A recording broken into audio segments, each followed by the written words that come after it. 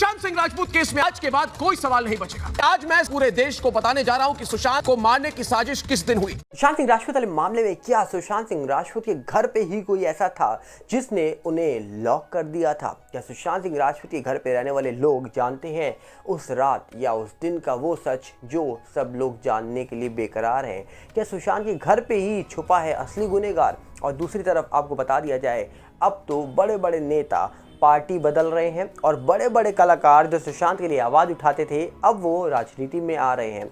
और साथ में कहा जा रहा है कि सलमान खान की मुसीबत अब बढ़ने वाली है और सलमान खान को लेकर अब फिर से कहा जा रहा है कि बड़ी खबर निकल के आ रही है चौंकाने वाली। वो क्या है आपको सब चीज़ हम डिटेल में बताएंगे इस वीडियो के अंदर। पर उससे पहले आपसे अपील करेंगे, अगर आप इस चैनल के अंदर नए हो तो वीडियो को लाइक करना, वीडियो को शेयर करना, चैनल को सब्सक्राइब करना बिल्कुल मत भूलना। यहाँ पर अगर हम बात करें सबसे पहले तो आपको बता दिया जाए कि सुशांत सिंह राजपूत वाले मामले में कई सारी चीज़ें निकल के आ रही हैं। इस पूरे मामले के अंदर कहा जा रहा है कि 4 साल पूरे होने को हैं, पर आज भी लोग इंतजार कर रहे हैं कि इस पूरे मामले का जो भी सच है वो कब सामने आएगा। पर इस पूरे मामले के अंदर एक बहुत बड़ा सवाल है कि क्या सुशांत सिंह राजपूत के घर पे ही रहता है वो शख्स जो असली गुनहगार है?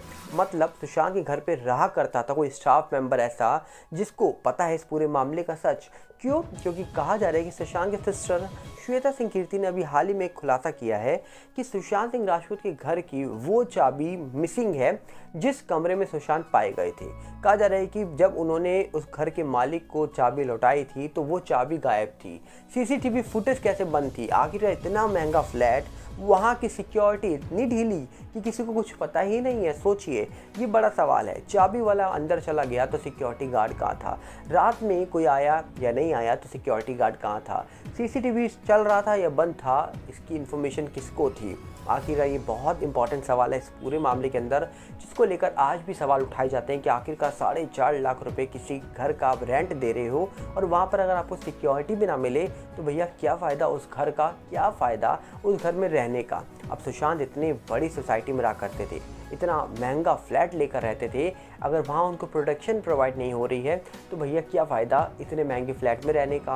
अब सवाल यहाँ पर यही है कि आखिरकार इस पूरे केस के अंदर एक बहुत इंपॉर्टेंट सवाल है कि सुशांत सिंह राजपूत के साथ क्या हुआ। इसका जवाब तो एजेंसी दे सकती है जो इस पूरे मामले की जांच कर रही थी। इसका जवाब तो कहा जा रहा है कि वही लोग दे सकते हैं जो इस पूरे मामले की जांच कर रहे हैं।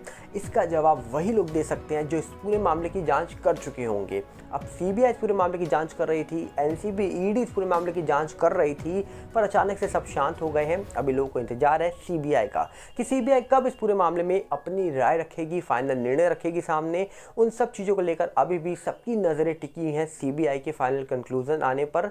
और साथ में कहा जा रहा है कि एक बहुत बड़ा यहाँ पर चीज़ हुई है अभी हाल ही में।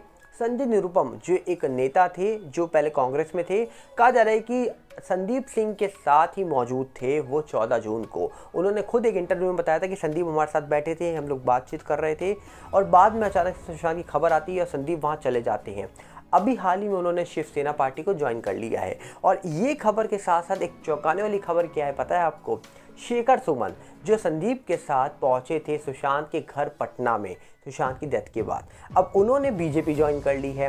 अब सोचिए, संदीप के ऊपर बहुत सवाल उठाए गए थे, पर संदीप यहाँ पर संजय निरुपम जो बड़े नेता बन चुके हैं, शिवसेना को ज्वाइन कर चुके हैं, उनके भी साथ संदीप थे और शेखर सुमन के साथ भी संदीप थे और शेखर सुमन बीजेपी में चले गए हैं। अब सोचिए, यहाँ पर संदीप सिंह के ऊपर सवाल जिन्होंने उठाए थे अब उनसे कोई सवाल पूछेगा नहीं, क्योंकि संदीप सिंह के आसपास हैं बड़े बड़े नेता और संदीप सिंह के ऊपर सवाल तो उठाए गए थे, पर उन सवालों को लेकर अभी कोई पुख्ता जानकारी नहीं दे पाया कि संदीप गलत हैं या सही हैं।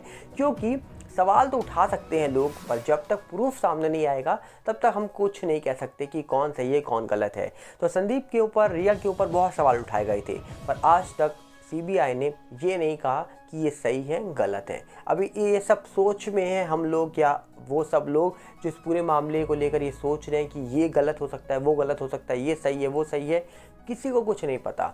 जब तक इस पूरे मामले का फाइनल निर्णय सीबीआई नहीं रख देगी सामने, तब तक किसी के ऊपर भी आरोप लगाना डेफिनेटली वो बेबुनियाद होगा। और अभी इंतजार ही कर सकते हैं कि इस पूरे मामले के अंदर कब वो सच सामने आएगा जिस सच के बारे में लोग जानना चाहते हैं। पर क्या आप जानते हैं कि सलमान खान की मुसीबत अब बढ़ने वाली है?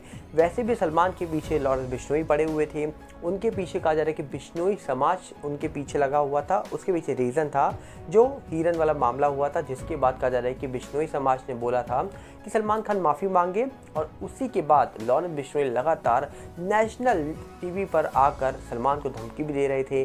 पर अभी हाल ही में कहा जा रहा है कि सलमान के घर के बाहर जो फायरिंग हुई है, उस फायरिंग के बाद जब एक शख्स था अनुज थापन नाम का, कहा जा रहा है कि उसको पकड़ के लाए थे मुंबई, और दावा था कि जो फायरिंग करी गई थी उन फायरर को अनुज ने हथियार प्रोवाइड किए थे, और जिसके बाद उस अनुज नाम के लड़के को पंजाब से मुंबई लाया गया, और एक दिन बाद खबर निकल के आती है कि उसने जेल के अंदर ही गलत कदम उठा लिया है। जिसके बाद लोगों ने बहुत आरोप लगाए, और जिसके बाद कहा जा रहा है कि परिवार ने अब सलमान खान के ऊपर निशाना साधा है, और सलमान खान को लेकर कहा जा रहा है कि उन्होंने साफ बोला है कि सलमान खान ने ये सब किया है, और सलमान खान को निशाना बनाया जा रहा है, और बोला जा रहा है कि सलमान खान ने ऐसा किया है तो हम छोड़ेंगे नहीं, हम भी एक्शन लेंगे। और परिवार कहा जा रहा है कि सलमान के ऊपर एक्शन लेने को तैयार है, ऐसी खबरें निकल के आ रही हैं। और वैसे भी बिश्नोई जो समाज है वो सलमान खान को लेकर पहले भी बोल चुका है कि उनको माफ़ी मांगनी चाहिए थी हिरन वाला जो मामला हुआ था उसको लेकर। पर अब ये अनुज थापन वाला जो मामला हुआ है, तो उनके जो गांव के सरपंच हैं और उनका जो परिवार है, अब कहा जा रहा है कि सलमान खान के ऊपर निशाना साधा जा रहा है, और निशाना साधने के साथ साथ सलमान खान की मुसीबत क्या बढ़ने वाली है। पहले भी कहा जा रहा है कि सलमान खान जो है उनकी मुसीबत बढ़ चुकी थी, क्योंकि उनके घर के बाहर फायरिंग होती है।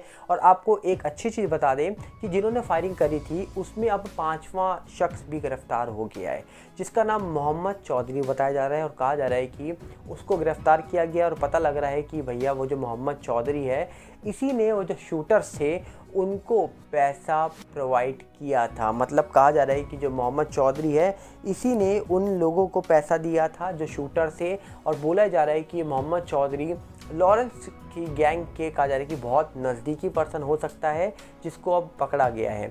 अब देखते हैं कि आखिरकार एक तरफ सलमान खान को लेकर मुसीबत बनी हुई है कि सलमान खान के ऊपर ही लोग अटैक करना चाहते हैं, और दूसरी तरफ सलमान खान को एक्यूज्ड माना जा रहा है इस पूरे मामले में जो अनुज थापन वाला मामला हुआ है। अनुज थापन का जो परिवार है वो सलमान खान के ऊपर सीधा सीधा निशाना साध रहा है। तो आपको क्या लगता है कि आखिरकार इस पूरे मामले में जो अनुज थापन है उसका असली गुनहगार कौन है? और साथ में क्योंकि अनुज थापन को लेकर खबरें निकली थी कि अनुज थापन ने हथियार प्रोवाइड कराए थे, तो वो गुनहगार था, पर क्या वो अनुज थापन के साथ इसको लेकर सवाल पूछे जा रहे हैं, और साथ में सलमान खान को लेकर भी कई सारे सवाल उठाए जा रहे हैं, सवाल पूछे जा रहे हैं। तो देखते हैं इस पूरे मामले में वक्त आने पर निकल के क्या आएगा। अभी उसको लेकर हम इंतजार ही कर सकते हैं कि मामले का जो भी सच है वो सामने आएगा और सब चीज़ें क्लियर हो जाएंगी। पर आप क्या कहना चाहेंगे?